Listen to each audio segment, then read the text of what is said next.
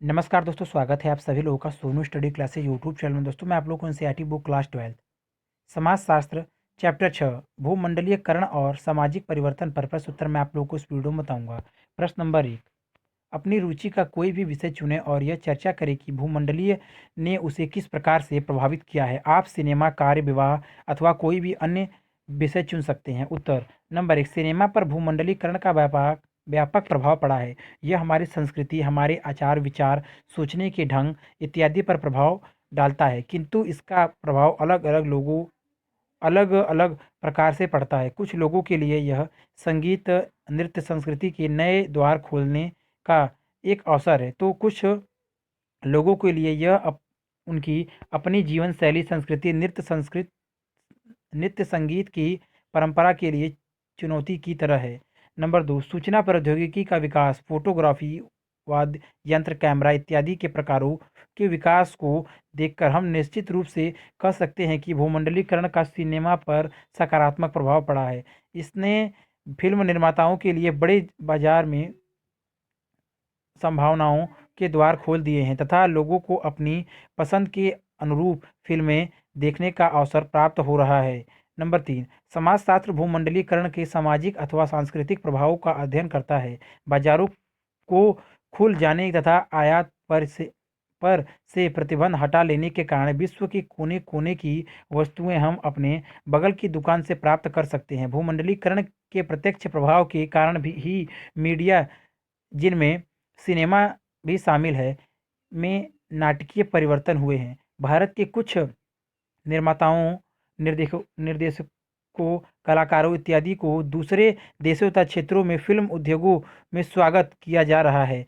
विभिन्न क्षेत्रों में अभिनेता, निर्देशक, अभिनेत्रियों तथा अन्य कलाकार दूसरे देशों में जाकर वहां के फिल्म उद्योगों में अपनी सेवाएं दे रहे हैं।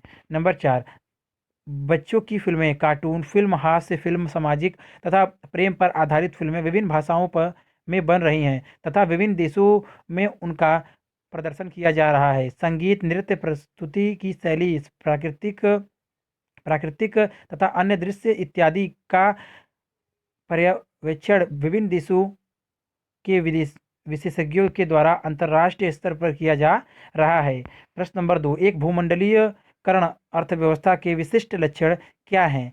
चर्चा कीजिए। उत्तर, एक भूमंडलीयकरण व्यवस्था के विभिन्न लक्षण। नंबर 1, भूमंडलीकरण का तात्पर्य विश्व के लोगों, क्षेत्रों तथा देशों के बीच वैश्विक स्तर पर सामाजिक आर्थिक अंतर निर्भरता में वृद्धि से है। नंबर 2, यद्यपि आर्थिक शक्तियाँ भूमंडलीकरण का एक अभिन्न अंग है, लेकिन यह कहना गलत होगा कि अकेले वह शक्तियाँ ही भूमंडलीकरण को उत्पन्न करती हैं। भूमंडलीकरण में सामाजिक तथा आर्थिक संबंधों का विश्व भर में विस्तार सम्मिलित है। यह विस्तार कुछ आर्थिक नीतियों के द्वारा प्रोत्साहित किया जाता है। इस प्रक्रिया को भारत में उदारीकरण कहा जाता है। उदारीकरण शब्द का तात्पर्य ऐसे नीतिगत निर्णय से है जिनमें भारतीय अर्थव्यवस्था को विश्व बाजार के लिए खोल देने के उद्देश्य से किए गए थे। इसके साथ ही अर्थव्यवस्था पर अधिक नियंत्रण रखने के लिए सरकार द्वारा इससे पहले अपनाई जा रही नीति पर विराम लग गया। नंबर 3, भूमंडलीकरण के दौरान अनेक आर्थिक कारकों में से पार राष्ट्रीय नियमों टीएनसीएस की भूमिका विशेष रूप से महत्वपूर्ण होती है।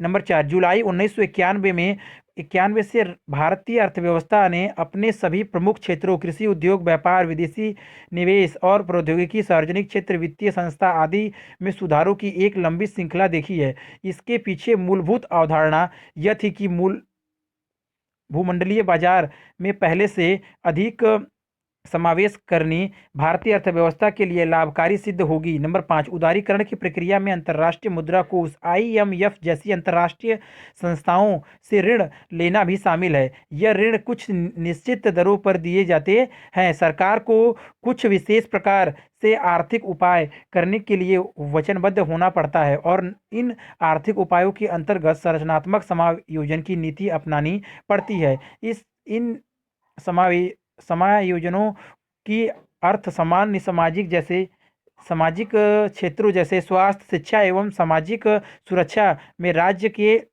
व्यय की कटौती है। विश्व व्यापार संगठन डब्ल्यूटीओ जैसी अंतर्राष्ट्रीय अंतर्राष्ट्रीय राष्ट्रीय संस्थाओं के लिए भी यह बात कही जा सकती है। प्रश्न नंबर 3, संस्कृति पर भूमंडलीकरण के प्रभाव की संक्षेप में चर्चा कीजिए। उत्तर। नंबर 1, भूमंडलीकरण के युक्त 1919-2000 में कई बड़े बड़े सांस्कृतिक परिवर्तन हुए, जिनमें से डर उत्पन्न हो गया है कि हमारी भारतीय संस्कृति पीछे न रह जाए। समय समय पर हम गर्मागर्म बहस चर्चाएं समाज के विषय में सुनते आ रहे हैं। इस तरह की बहसें केवल राजनीतिक अथवा आर्थिक ही नहीं होती, बल्कि पहनावे, जीवन शैली, संगीत, नृत्य, फिल्म, भाषा तथा शारीरिक भाषा के संदर्भ में भी की जाती है।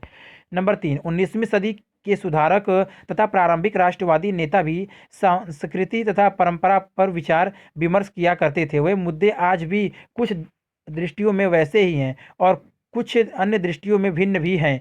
शायद अंतर यही है कि परिवर्तन की गहनता तथा व्यापकता भिन्न है। नंबर 4, कुछ विचारकों का मानना था कि भारत की सांस्कृतिक परंपरा कूप मंडूक यानी जीवन भर कुएं में भीतर रहने वाले उस मेढक के समान है जो कुएं से बाहर की दुनिया के बारे में कुछ भी नहीं जानता एवं हर बाहरी वस्तु के प्रति सकालू बना रहता है। वह किसी से बात नहीं करता तथा किसी से किसी विषय पर तर्क वितर्क भी नहीं करता। वह तो बस बाहरी दुनिया पर केवल संदेह करना ही जानता है। सौभाग्य से हम आज भी अपनी परंपरागत खुली अभिवृत्ति अपनाए हुए हैं। नंबर 5, सभी संस्कृतियां सजातीय हैं। संस्कृति के भूमंडलीकरण की प्रवृत्ति बढ़ती जा रही है। भूमंडलीकरण का अर्थ है भूमंडलीय के साथ स्थानीयता का मिश्रण। यह भूमंडलीकरण के वाणिज्य हितों से पूरी तरह से अलग नहीं होता। नंबर 6, यह एक ऐसी राजनीतिक है जो अक्सर विदेशी फार्मों के द्वारा अपने बाजारों को बढ़ाने के लिए स्थानीय परंपराओं के साथ व्यवहार में लाई जाती है। भारत में हम देखते हैं कि सभी विदेशी टीवी चैनल जैसे स्टार, टीवी चैनल वी तथा कार्टून नेटवर्क भारतीय भाषाओं का प्रयोग करते हैं। जहां तक कि मैकडॉनल्ड्स भी भारत में अपने निरामिष तथा चिकन उत्पादन ही बेचता है। विदेशों में लोकप्रिय गोमांस नहीं, नवरात्रि के समय मैकडोनाल्ड निरामिष हो जाता है। नंबर 7, भारतीय संस्कृति की शक्ति उसकी उदारवादी अवधारणा है। संस्कृति को किसी ऐसे अपरिवर्तनशील एवं स्थिर स्तव के रूप में नहीं देखा जा सकता जो किसी सामाजिक परिवर्तन के कारण या तो ढल जाएगी अथवा ज्यों का त्यों यानी अपरिवर्तित बनी रहेगी। प्रश्न नंबर 4, भू स्थानीकरण क्या है? क्या यह बहुराष्ट्रीय कंपनियों द्वारा अपनाई गई बाजार संबंधित रणनीति है अथवा वास्तव में कोई सांस्कृतिक संश्लेषण हो रहा है? चर्चा करें। उत्तर, भूमंडलीयकरण क्या है? उत्तर नंबर 1, भूमंडलीयकरण शब्द को केवल एक अर्थ अथवा परिभाषा में नहीं बांधा जा सकता है। भिन्न भिन्न विषय भूमंडलीकरण के भिन्न भिन्न पक्षों पर ध्यान दिलाते हैं। उदाहरण के तौर पर अर्थशास्त्र आर्थिक आयामों जैसे पूंजी का प्रभाव आदि का अधिक विवेचन करता है। राजनीतिक शास्त्र सरकार की बदलती हुई भूमिका पर ध्यान केंद्रित कर सकता है। भूमंडलीकरण की प्रक्रिया इनकी व्यापक है कि भिन्न भिन्न विषयों में भूमंडलीकरण के कारणों पर परिणामों को समझने के लिए एक दूसरे से अधिक जानकारी लेनी पड़ती है। समाजशास्त्रीय अध्ययन का क्षेत्र अत्यंत व्यापक होता है। यह अपने विश्लेषण को अलग अलग व्यक्तियों जैसे दुकानदार और ग्राहक, अध्यापक और छात्र, दो मित्रों अथवा पारिवारिक सदस्यों को बीच की स्तर क्रियाओं पर केंद्रित कर सकती है। यह अपने विश्लेषण को राष्ट्रीय मुद्दों जैसे बेरोजगारी अथवा जातीय संघर्ष अथवा अन्य संबंधित अधिकारों पर सरकार की नीति का प्रभाव, अपना ग्रामीण ऋणग्रस्तता पर अपना ध्यान केंद्रित कर सकता है। भूमंडलीय सामाजिक प्रक्रियाओं जैसे कामगार वर्ग पर नए लचीले श्रम विनिमयों अथवा नियोगों पर इलेक्ट्रॉनिक मीडिया अथवा देश की शिक्षा प्रणाली पर विदेशी विश्वविद्यालयों के प्रवेश के प्रभाव की जांच कर सकता है। समाजशास्त्र उन विषयों यानी परिवार या श्रम संगठन अथवा गांव आदि से परिभाषित नहीं होता जिनकी यह अध्ययन करता है, बल्कि वह एक चुने हुए क्षेत्र का अध्ययन कैसे करता है, इसका अध्ययन करता है। समाजशास्त्र क्या अध्ययन करता है, यह नहीं बल्कि कैसे अध्ययन करता है यह परिभाषित किया गया है। इसलिए यह कहना सही नहीं होगा कि समाजशास्त्र भूमंडलीयकरण के केवल सामाजिक अथवा सांस्कृतिक परिणामों का ही अध्ययन करता है। यह व्यक्ति और समाज, दृष्टि और समष्टि तथा स्थानीय एवं भूमंडलीय के बीच के संबंधों के भाव को समझने के लिए शास्त्रीय कल्पना शक्ति का प्रयोग करता है। अंतर्राष्ट्रीय कंपनियां अपनी राजनीति तथा भारत को सांस्कृतिक संश्लेषण अप्रैल 2001 के एक से सभी प्रकार के परिणामात्मक प्रतिबंध जो आयात पर लगाए गए थे समाप्त कर दिए गए। अब पड़ोस के फलों की दुकानों में चीन की नाशपाती और ऑस्ट्रेलिया के सेब को देखकर आश्चर्य नहीं होता। अब पड़ोस की दुकानों में ऑस्ट्रेलियाई संतरे का रस और बर्फ में जमे हुए पैकेटों के तलने के लिए तैयार चिप्स मिल जाएंगे। हम अपने परिवार के साथ जो खाते पीते हैं उनमें धीरे धीरे परिवर्तन हो रहा है। इसी प्रकार के नीतिगत परिवर्तन ने उपभोक्ताओं तथा उत्पादकों को प्रभावित किया है। परिवर्तन निश्चित रूप से सार्वजनिक नीतियों से भी जुड़े होते हैं जिसे कि सरकार अपनाती है और विश्व व्यापार संगठन WTO से समझौता करके तय करती है। इसी प्रकार स्थूल नीतिगत परिवर्तन का मतलब यह है कि एक टेलीविजन चैनल के बजाय आज हमारे पास वास्तव में कई चैनल हैं। समाजशास्त्रीय कल्पना शक्ति व्यष्टि एवं समष्टि तथा व्यक्तिगत एवं सार्वजनिक के बीच संबंध स्थापित कर सकती है।